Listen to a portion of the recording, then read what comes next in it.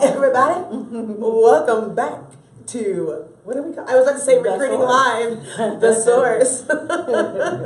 Again, I am Jackie Clayton with Recruiting Daily, and if you send it out, tweet, or through the Facebooks, through the interwebs, just add the hashtag SourceCon. And I am with my new best friend, Maisha, and we've been trying to meet in real life. I know. I called her out yesterday. We were on the we chatted on the phone a couple times. We've tweeted out or whatever, and then every once in a while she'll comment on one of my posts like, "Oh, interesting." And I'm like, but I'm not saying it like that. I'm saying interesting. No, this is how I'm reading.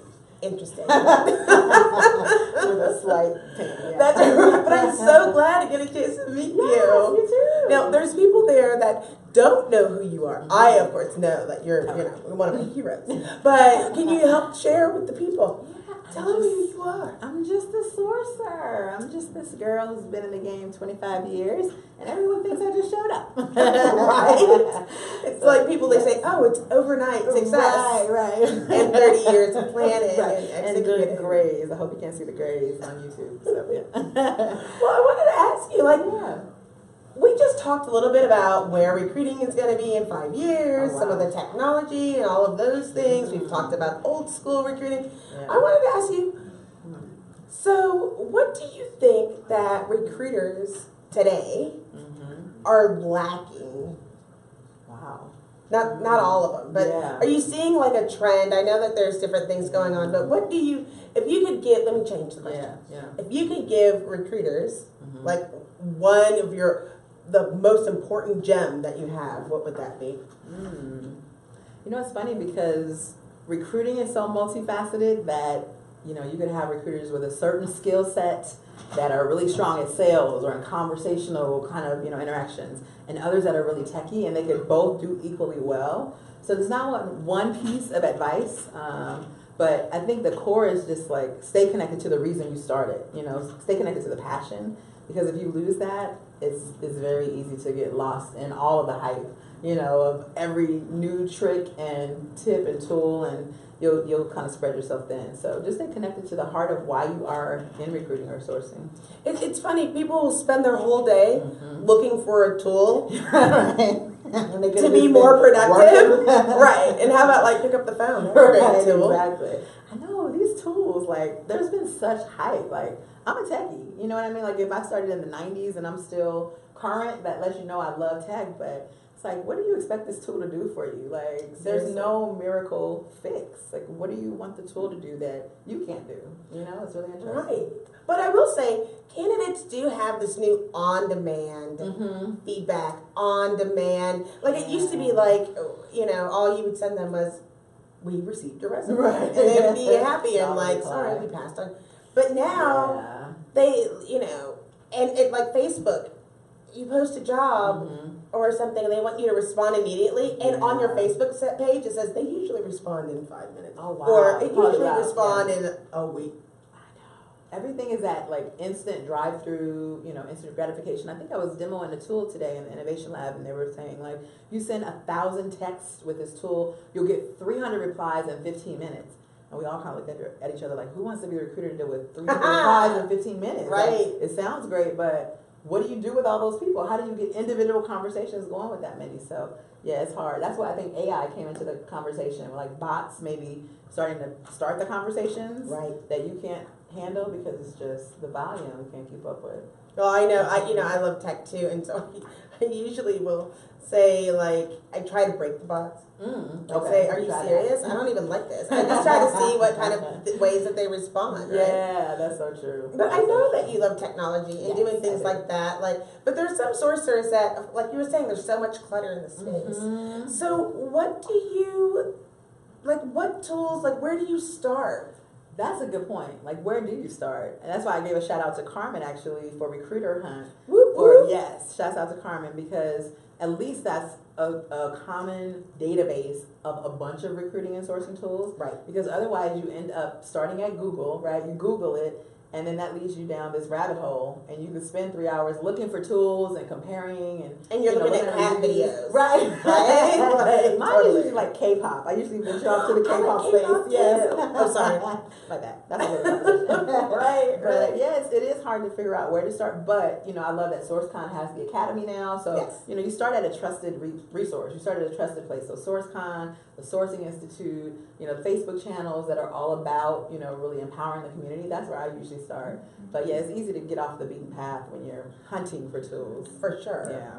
Well, you introduced yourself and said, I'm just a sourcer, but you're not just a sourcer. Right. But Sourcers rock. like, FYI. some people are like, they don't understand the difference between sourcing and recruiting. True. Why don't you share with them? Like, what is the difference Yeah. between sourcing and And recruiting? thank you for calling me that. I strike that from the record council. Let's take the Justa off the That's topic right. sorcerer. Yes. We'll just edit it out. Yeah, let's fix it. It's live. But Yeah. we'll fix it. We'll fix it. Google can do anything, so I'm sure there's a feature on YouTube. But yeah, that's a good point because a lot of times, like I follow Shally, who's really like the godfather of sourcing, and he has a book, the Recruiting and Sourcing Handbook, and it really draws this line between what is recruiting, what is sourcing, and at some point the sourcing voice kind of got lost. That's right. Everybody knows the recruiter is, but yeah, sourcer, in my eyes, I look at it as we are handling the big idea. So the idea is the ID, identifying people, the E is engaging, and then the A is assessing. So that's a lot of what recruiters do. Like we're really doing the front end part of recruiting, but a lot of times, people think sources are just heads down research or just, maybe cold calling all the time, but it's a really diversified role. So sourcers are, really you can be they can be whatever they are allowed to be in an organization. So, I've been in opportunities and jobs where the sourcer was only the kind of activity generator. So all you're measured on is just sending emails. So if that's all you're measured by, that's all you can be. But then I've been in more full-bodied roles where I can be the researcher, and I can be the strategist, I can be the ambassador for the brand, I can be the teacher. So that gives you, some scope as to how varied a sourcer's role really can be, even more than a recruiter's role, really, when you think about it. Right. Mm-hmm. I mean, I think so many people. There's so many things that you have to do as a recruiter now. Yeah, recruiters and sources are probably like stretched too thin. Yeah. And then what's interesting, yesterday they were talking about recruitment marketing and that being maybe another hat. Maybe Jim Stroud was talking about another hat that we'll have to wear. And a couple people around me were like, oh God, another hat? Mm-hmm. Like Mm-hmm. now we have to be marketing experts? Like I don't think so. Like yeah, there's a lot to have to focus on. So, but I guess it's as diversified as you can make your own skill set, the more longevity you'll end up having in the game. I'm laughing because it does kind of sound like I'm talking to myself. Really? Yeah, is it fair? Just a little bit? They were right. Ryan was right. Well, talking about it, because there's so many things that you have to look for and Yeah. do and all these different pieces. How do you structure your day?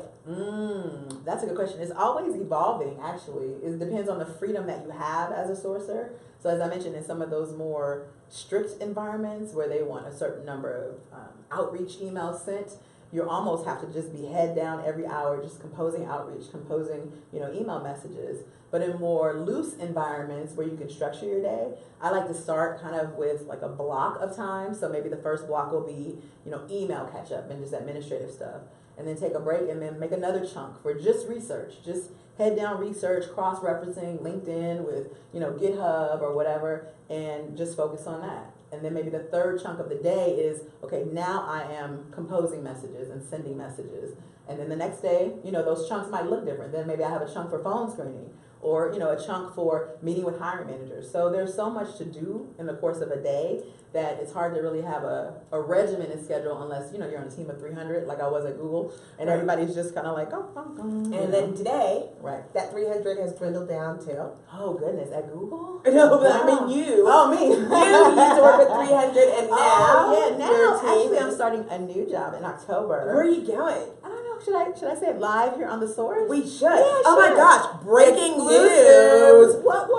Did that just really happen? Right Yes. there? Oh my god, not even planned. Not even planned. Yes, so you guys get the exclusive. Yes. I'm staying in tech, but I'm leaving Silicon Valley and going to Silicon Beach. Yes, Stop it, girl. Procore Technologies is like right in Santa Barbara, right off the water, all these beautiful views. And I'm going to be doing more executive sourcing and then training and coaching sourcers. So that's right up my alley. So I'm super excited. That is perfect. Yes, yes. Congratulations. What are you talking about? You're totally in your Oprah zone. Hashtag Maisha at the beach. Well, congratulations. Thank you. I'm so excited. So yeah, I've taken like September off to really be in SourceCon mode. So now that this keynote is done, I can relax and start my new job. Yeah, really. I don't blame you. That's a lot. Yeah. Well, you're going to be doing the training piece. Have you thought about like how you're going to block that out, or? Yeah, no, I hadn't yet, but my new manager, Steve, actually gave me a great idea in terms of like office hours, like having times on my calendar that are just open. So I can just be in my Google Hangout and I'll be working remotely. So my teammates can just pop in the room and we can share screen and do our thing, and they can pop out and, kind of meet everybody where they are on a one-on-one kind of coaching level. So that'll be fun. Oh, that's really fun. Yeah. That's a great idea. I know, right? And I know some companies do like a weekly, maybe like sourcing jam or sourcing party where you can kind of stop in and, same kind of concept office hours. But it's hard. Like if it's on your lunch hour and you're trying to eat, you're like, do I source or do I eat? I'm going to eat. So, yeah. So I like the idea of, maybe every day, maybe Tuesday, Thursday, it'll be morning, and, make it flexible so that every teammate can build that one-on-one connection and help them level up their skills. Well, let me ask you, how did you get your training? Like, wow.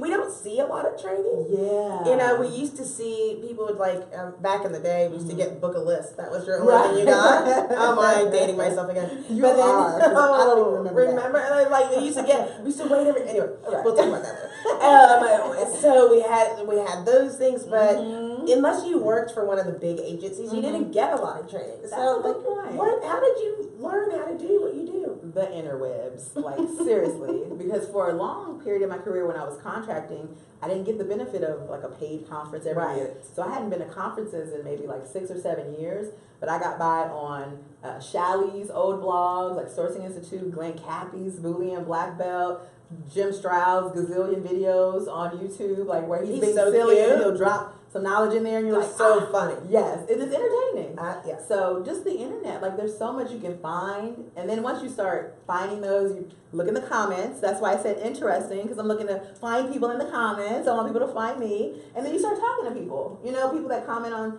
the blogs you're reading, and you start forging relationships, and then you just start, swapping ideas. So it's a real treat to even be at SourceCon and be at a conference where you can really learn. But for many years, I was just kind of studying on my own, just, watching the greats. Right. Even Irina with, I think it's Brain Gain. Yep, Brain Gain. That's been a great resource.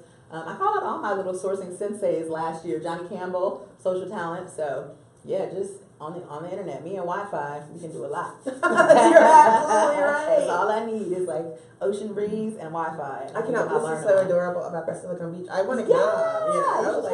I think I will. Yes. Special trip. So when you think about the way we talked about tech, but the way that things are evolving, sometimes you see that, we used to do a lot of phone conversation, but now, like you said, there are some texting. Do you use some of those things? Have you embraced some of the new social? And now I'm going to age myself, because there's some things I haven't embraced, Jackie, like texting, Facebook sourcing, and Snapchat. It's not my CeeLo.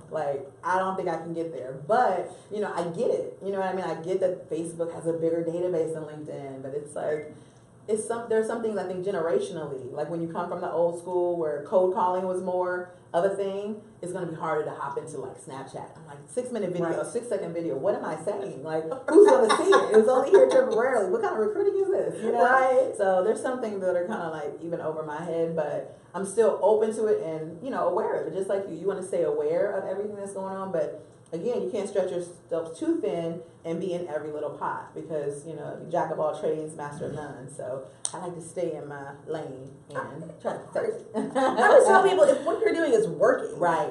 That's the key part. And be willing to iterate. And like I was saying today, just refresh regularly. But if you have a system, there's no need to throw it out because there's a new CRM on the market or something like that. Tools come and go.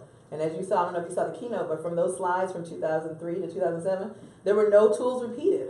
Things just die, they expire, and then there's a new batch of tools. So one day, I think maybe in 10 years, we'll be like, what was that social media platform that started with an L? And Oh my God. all the recruiters hated it, and now we miss it. What was it called? You know? Right. It's like, thing you'll miss it when it's gone. You know? Right. So, Totally. yeah.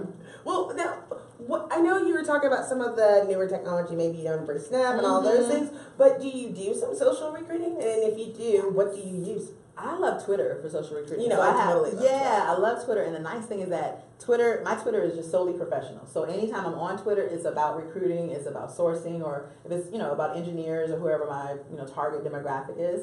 And that helps me really dig deeply into Twitter, and understand how lists works and how to follow people and how to engage them.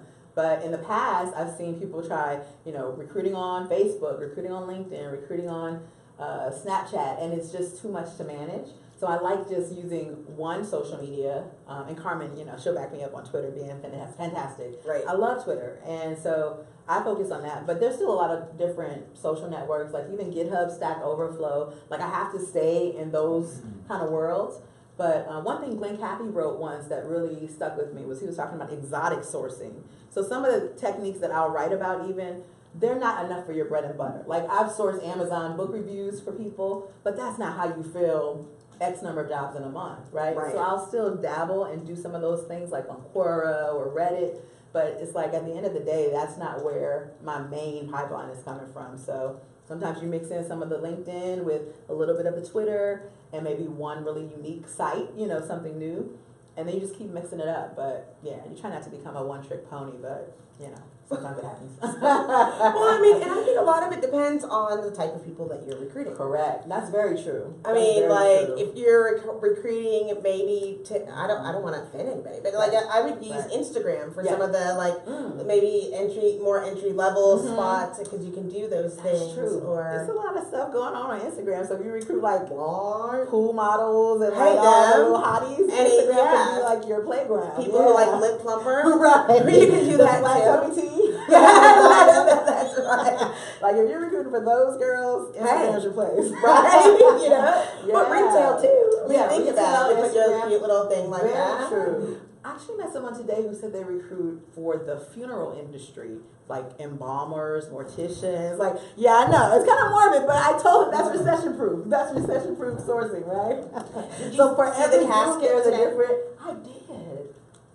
I know. I went right. There's a vendor who has a casket, and I didn't want to stop there, so I stopped at the person next to them and said, how did you feel when you showed up and saw, like, this is where you were located, like, next to the casket? They were like, it's more business for us. Nobody wants to stop there. They're just stopping here asking about it. Yeah, so. We'll edit that out. That was too creepy. We'll edit that out. Like, resumes hanging out of a casket, like, saying resumes are dead. Keeping it fresh.